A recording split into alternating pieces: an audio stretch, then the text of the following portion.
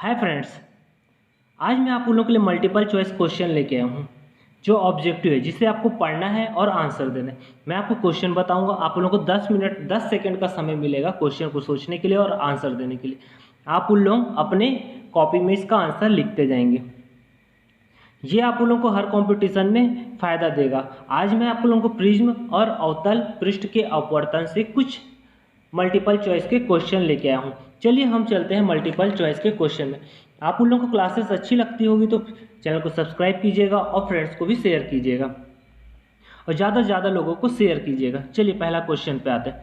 आकाश नीला दिखाई पड़ता है। आकाश नीला दिखाई पड़ता है।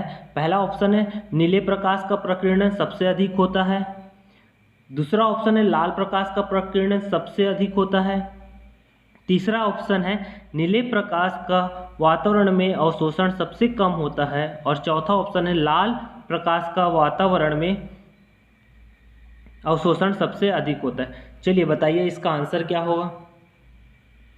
नीले प्रकाश का प्रकीर्णन सबसे अधिक होता है, ये इसका आंसर है। ठीक है, करेक्ट आंसर नीले प्रकाश का प्रकीर्णन सबसे अधिक होता है। नेक्स्ट क्वेश्चन आते हैं। नेक्स्ट क्वेश्चन है वातावरण में प्रकाश का विस्मरण निम्न की वजह से होता है। किसके कारण प्रकाश का विस्मरण होता है? कार्बन डाइऑक्साइड के कारण, धूल कण के कारण, सी हीलियम, इनमें से कोई नहीं। किसके कारण होता है? प्रकाश में बहुत सारे धूल कण होते हैं। जब धूल के कण में कोई प्रकाश टकराता है तो उसका क्या होता है? प्रकीर्णन होता है। तो ऑप्शन क्या हो जाएगा? बी, धूल के कण, ये हमारा आंसर। ठीक है, नेक्स्ट क्वेश्चन पे आते हैं। चंद्र सतह पर एक प्रेक्षक को दिन के समय आकाश दिखाई देगा। जो चंद्रमा में हम बैठ के देखेंगे दिन के समय तो आकाश कैसा दिखाई देगा पूछ रहे हैं। नीला, सफ़ेद, काला, लाल। चलिए इसका आंसर दीजिए। ये आंसर तो बहुत लोगों को पता होगा, तो इसका आंसर है काला। ठीक है, करेक्ट आंसर है काला। नेक्स्ट क्वेश्चन पे आते हैं। यातायात के सिग्नल में लाल रंग प्रयुक्त किया जाता है। किस लिए लाल रंग प्रयुक्त किया जाता है? क्योंकि खून का रंग लाल होता है। प्राणी लाल रंग की पहचान लेते हैं। लाल रंग सबसे कम परिक्षेपित होता है। लाल रंग खतरे का प्रतीक होता है। इसका आंसर बताइए क्या होगा? लाल रंग सबसे कम परिक्षेपित होता है, इसलिए यातायात के सिग्नल में लाल रंग का प्रयोग किया जाता है। रेडियम लगे रहता है, लाल रंग का, नीले रंग का यूज नहीं करते। नेक्स्ट क्वेश्चन है। समुद्र नीला प्रतीत होता है। पहला ऑप्शन अधिक गहराई के कारण, आकाश के परावर्तन तथा जल के कणों द्वारा प्रकाश के प्रकीर्णन के कारण, जल के नीले रंग के कारण, जल के ऊपरी सतह के कारण। किस लिए आकाश नीला दिखाई देता है? ऑप्शन बी, आकाश में परावर्तन तथा जल के कणों द्वारा प्रकाश के परिकीर्णन के कारण। ठीक है, आकाश समुद्र नीला दिखाई देता है। Next question. सूर्योदय और सूर्यास्त के समय वायुमंडल में लालिमा किस कारण छा जाती है? सूर्योदय और सूर्यास्त के समय हम लोग को आकाश लाल दिखाई देता है। क्यों लाल दिखाई देता है? क्योंकि प्रकाश का अपवर्तन होता है, प्रकाश का प्रकीर्णन, परावर्तन के कारण, प्रकाश का विवर्तन के कारण, प्रकाश के प्रकीर्णन के कारण। क्या होगा? प्रकाश के प्रकीर्णन के कारण। करेक्ट आंसर है ऑप्शन डी, प्रकाश का प्रकीर्णन। Next question.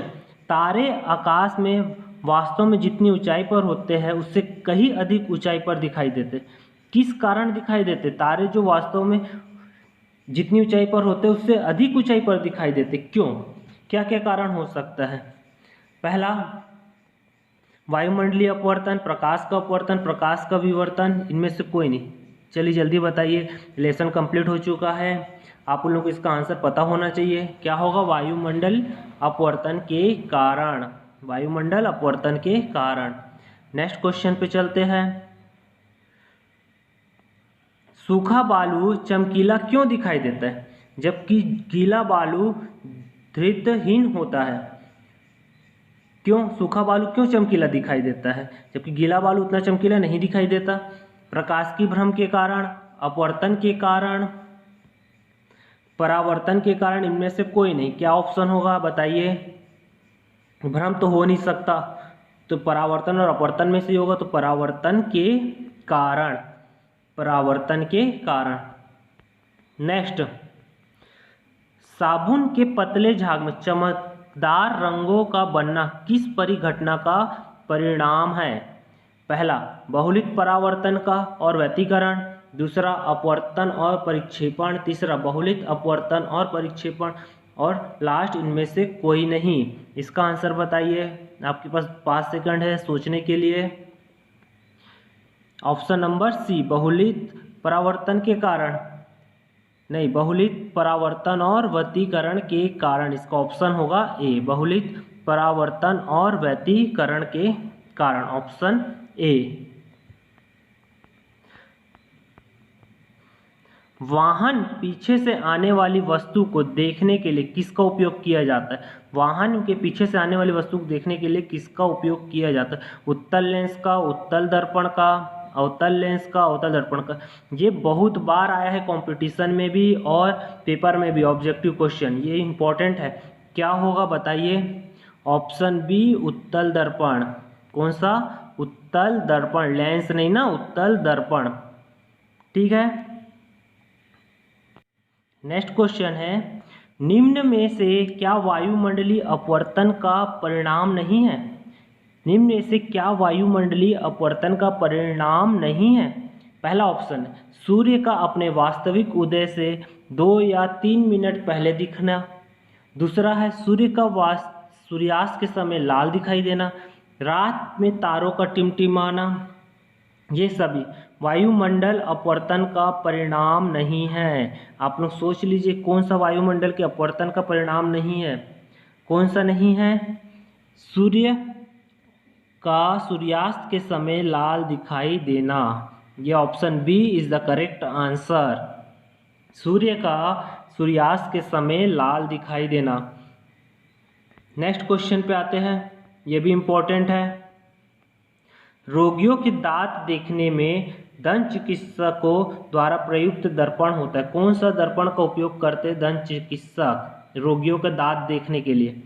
उत्तल दर्पण, अवतल दर्पण, समतल दर्पण, इनमें से कोई नहीं। कौन सा? उत्तल और अवतल में ही होगा, लेकिन कौन सा होगा? किससे रोगियों का दांत देखा जाता है?